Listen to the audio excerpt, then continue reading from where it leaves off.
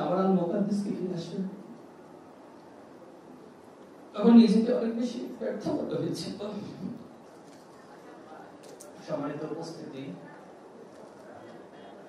আমরা এই প্রজন্ম এবং সকলেই ফিরআউন এবং নমরুদের ইতিহাস কোরআন থেকে, বিভিন্ন ইতিহাসের বই থেকে পড়েছি।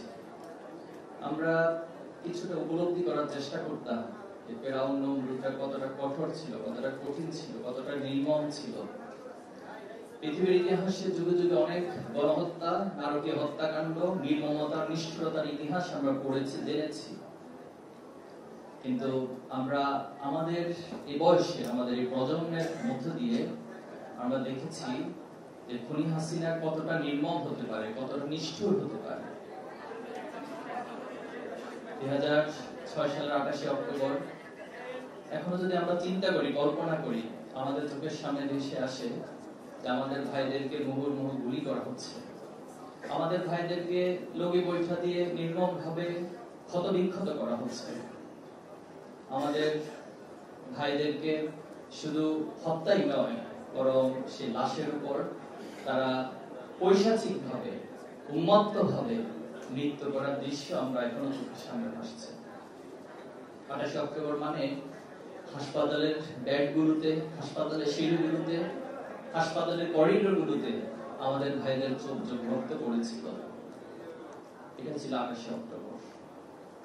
সে 28 অক্টোবরের উপর ভিত্তি করে খুনি হাসিনা 1/11 নামক যে বাংলাদেশের জন্য কালো অধ্যায় সেটি রচনা করেছিল এবং বাংলাদেশে আলটিমেটলি একটি ফ্যাসিবাদী রাষ্ট্রে এবং ফ্যাসিবাদী অকার্যকর রাষ্ট্রে পরিণত করার জন্য লক্ষ্য রেখেছিল।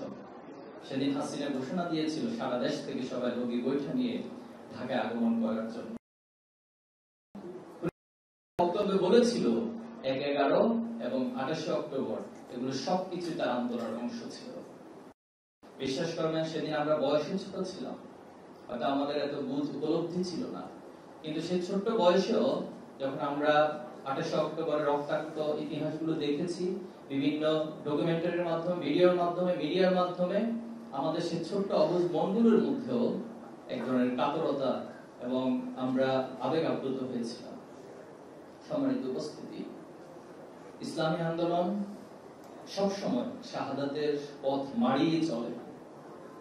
ইসলামী আন্দোলনের ইতিহাস থেকে, নবী আলাইহিস সালামের ইতিহাস থেকে শুরু করে, সাহাবায়ে আজমাইনদের ইতিহাস থেকে শুরু করে আমাদের এই বাংলাদেশ, এই উপমহাদেশের প্রেক্ষাপটে, সারা দুনিয়ার প্রেক্ষাপটে সবসময় শাহাদাতের এই পথ মাড়ি দিয়ে সামনে এগিয়ে চলে। আজকে ইসলামী ছাত্র শিবির যে জায়গায় এসে দাঁড়িয়েছে, এটি হঠাৎ করে আসমান থেকে নাজিল হওয়া কোনো বিষয় নয়, বরং আমাদের প্রতিটি শহীদের রক্ত, আমাদের সে রক্তের যে স্পৃহা, যে প্রেরণা, সেই প্রেরণার উপর ভিত্তি করে আল্লাহ রাব্বুল আলামিনের একান্ত মেহেরবানিতে আজকে আমরা এখানে এসে দাঁড়াতে পেরেছি। আজকে এখানে ঢোকার পরেও আমি সহ নিঃসন্দেহে এখানে যারা আছেন সবার ভিতরে এই উপলব্ধি হচ্ছে সব দিকে লাল ছোপ লেগে আছে। আমাদের যেখানে বসেছি সেখানেও লাল, আমাদের উপরেও লাল, 4-5টা লাল হয়ে আসছে। এটাই গত 16 বছর 28 অক্টোবর থেকে শুরু করে গত 16 বছরে ফ্যাসিবাদী হাসিনার এই বাংলাদেশটা এমন লাল হয়েছিল, এখনো পর্যন্ত সেভাবে লাল হয়ে আছে। ইসলামী ছাত্র শিবির তার প্রতিষ্ঠা লগ্ন থেকে এখন পর্যন্ত জুলাই এবং আগস্টের আগে পর্যন্ত আমাদের 234 জনকে জীবন দিয়েছে। ছাত্র শিবির 77 সালের প্রতিষ্ঠান মাত্র 4 বছর অতিক্রান্ত হওয়ার মধ্যেই রাজশাহী বিশ্ববিদ্যালয়ে নারকীয়ভাবে আমাদের 4 জন ভাইকে হত্যা করেছিল। আমাদের ভাইদেরকে ইটের উপর মাথা রেখে আরেকটি ইট দিয়ে থেতলিয়ে দেওয়া হয়। তাদের অপরাধ কি? তাদের অপরাধ হচ্ছে তারা এই জমিনে আল্লাহর দ্বীনকে প্রতিষ্ঠা করতে চায়। তাদের অপরাধ কি? তাদের অপরাধ হচ্ছে তারা আল্লাহর উপর ঈমান এনেছে। তারা কেন আল্লাহর উপর ঈমান এনেছে? তাদের অপরাধ তারা এই সমাজের ছাত্রদেরকে ন্যায়ের দিকে, ইনসাফের দিকে, সৎ মানুষ হওয়ার দিকে আহ্বান করে, তাদেরকে ভালো মানুষ হিসেবে তৈরি করতে চায়, তাদেরকে অনৈতিকতা থেকে, অশ্লীলতা, বেহায়াপনা, মাদকাসক্ত থেকে দূরে রেখে তাদেরকে ভালো মানুষ করতে চায়। এটাই ছিল আমাদের ভাইদের অপরাধ। আমাদের প্রথম কেন্দ্রীয় সভাপতি মীর কাসেম আলী ভাই এই সমাজের জন্য একটি রত্ন ছিল, বাংলাদেশের জন্য একটি বড় সম্পদ ছিল, কিন্তু মীর কাসেম আলী ভাইকে তারা হত্যা করেছে। তারা বিচারিক হত্যাকাণ্ডের মধ্য দিয়ে বাংলাদেশ থেকে নেতৃত্ব শূন্য করার জন্য জামাত ইসলামী সহ গুরুত্বপূর্ণ নেতৃবৃন্দকে হত্যা করেছে। এই সমাজকে মানুষ যেন কোরআনের দিকে আকৃষ্ট না হয়, কোরআনের পাখি আমাদের নয়নের মণি আল্লামা সাইদি হুজুরকে তারা হত্যা করার জন্য ফাঁসির আদেশ দিয়েছিল। কিন্তু সেখানেই নয়, ফাঁসির আদেশের বিরুদ্ধে যারা রাস্তায় নেমেছিল, সেদিনও নারী পুরুষ থেকে শুরু করে শত শত মানুষকে গুলি করে হাসিনা নির্মমভাবে হত্যা করেছিল। আমাদের সারা দেশে অসংখ্য ভাইদেরকে গুম করা হয়েছিল। আমার আগে বক্তারা বিষয়গুলো বলেছে। এখন পর্যন্ত ইসলামী ছাত্র শিবিরের 7 জন ভাইকে আমরা খুঁজে পাইনি। এই 7 জন ভাই কোথায় আছেন, কেমন আছেন, সে বিষয়গুলো আমরা জানি না। আমরা যখন তাদের পরিবারের সাথে সাক্ষাৎ করি, তখন আমরা নিশ্চুপভাবে মাটির দিকে তাকিয়ে ছাড়া আমাদের কিছু বলার থাকে। গত কয়েকদিন আগে আল মুকাদ্দাস ভাইয়ের পরিবারের সাথে সাক্ষাৎ করতে গিয়েছিলাম। তার মা আমাকে বলতেন আবিষ্কৃত হয়েছে, অনেকে তো ফিরে আসছেন, আবার আল মুকাদ্দাসকে ফিরে আসবেন। তখন নিজেকে অনেক বেশি ব্যর্থ মনে হয়েছিল।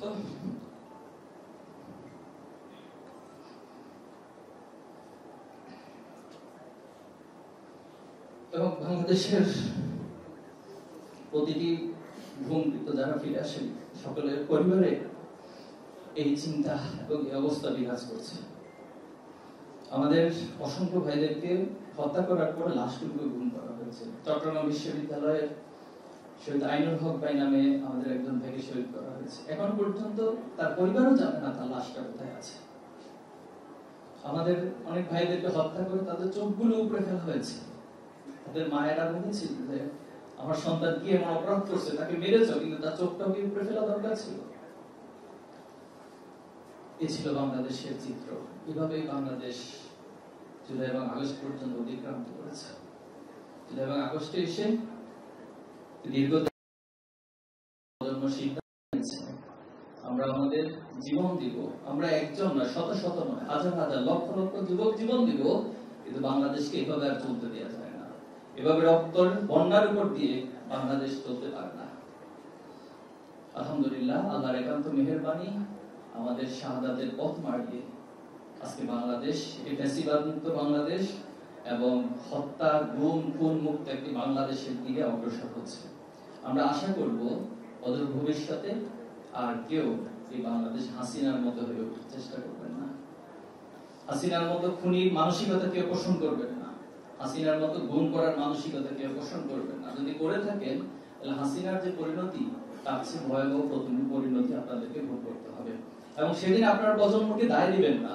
যদি আপনারা সেই একই মানসিকতা লালন করে বাংলাদেশকে পরিচালনা করার চিন্তা করেন, তাহলে এটা আপনাদের সবচেয়ে বড় ভুল হবে, সবচেয়ে বড় বুমেরাং সিদ্ধান্ত হবে। আমি আশা করব একটি সাংস্কৃতিক পরিবর্তনের মধ্য দিয়ে, একটি রাজনৈতিক ধারার পরিবর্তনের মধ্য দিয়ে এই প্রজন্ম যে প্রত্যাশা করে, যেমন বাংলাদেশ দেখতে চায়, যেমন রাজনীতি দেখতে চায়, আগামী দিনে যারাই রাজনীতি করবেন তাদেরকে প্রজন্মের এই চিন্তার সাথে, প্রজন্মের আকাঙ্ক্ষার সাথে বোঝাপড়া করেই রাজনীতি করতে হবে ইনশাআল্লাহ। আমরা আজকের এই প্রোগ্রামে আপনারা ধন্যবাদ, কৃতজ্ঞতা জানাচ্ছি। আমি বিশেষ দুটি দাবি জানাতে চাই। যেহেতু জুলাই এবং আগস্টকে কেন্দ্র করে যদি এর মধ্যে অনেক ধীরগতি হচ্ছে কাজগুলো, বিচারগুলো, কিন্তু আমরা প্রত্যাশা করি ট্রাইব্যুনালে যারা দায়িত্ব পালন করছেন তারা সততা, নিষ্ঠা এবং দায়িত্ববোধের সাথে প্রফেশনাল জায়গাকে করবেন, সম্পন্ন করবেন। পাশাপাশি যেহেতু 28 অক্টোবর হয়েছিল, পাটাতন তৈরি হয়েছিল এবং এই হত্যাকাণ্ডের মধ্য দিয়ে পরবর্তীতে প্রত্যেকটি হত্যাকাণ্ড সংঘটিত হয়েছিল। এজন্য এই হত্যাকাণ্ড যদিও মামলা হয়েছিল, চার্জশিট হয়েছিল, কিন্তু হাসিনার ক্ষমতা এসে এই সবগুলো মামলাকে তারা প্রত্যাহার করে নিয়েছিল।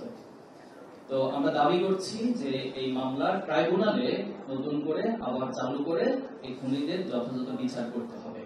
2 নম্বর যে দাবি আমরা দিয়ে বাংলাদেশের ফ্যাসিবাদের পাটাতন তৈরি হয়েছে, এজন্য এই হত্যাকাণ্ডে যারা এখানে নিহত হয়েছেন, শহীদ হয়েছেন, আমাদের ইসলামিক 6 জন ভাই সহ টোটাল 18 জন, সারা দেশে 18 জন ভাইকে হত্যা করা হয়েছে।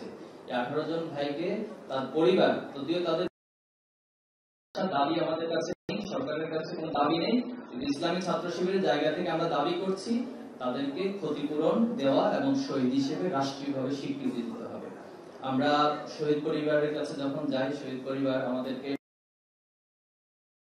সান্ত্বনা দেওয়ার প্রয়োজন হয় না, বরং ওনারা আমাদেরকে সান্ত্বনা দিয়ে বলেন যে বাবা, আমার সন্তান তাদের জন্য জীবন দিয়েছেন, তোমরা সেই প্রত্যাশা বাস্তবায়ন করবে, তোমরা সবসময় সত্যের পক্ষে থাকবে, তোমরা সবসময় ন্যায়ের পক্ষে থাকবে, এক আল্লাহ ছাড়া কাউকে ভয় পাবে না। শহীদ পরিবারের মায়েরা, বাবারা আমাদেরকে আশ্বাস দেয়। বিশ্বাস করেন, আমরা এই প্রজন্ম ঘোষণা দিচ্ছি আপনাদের সামনে ওয়াদা করছি, আমরা বাংলাদেশে ন্যায় এবং ইনসাফ ব্যতীত কোন ফ্যাসিবাদ কায়েম হতে দিব না ইনশাআল্লাহ।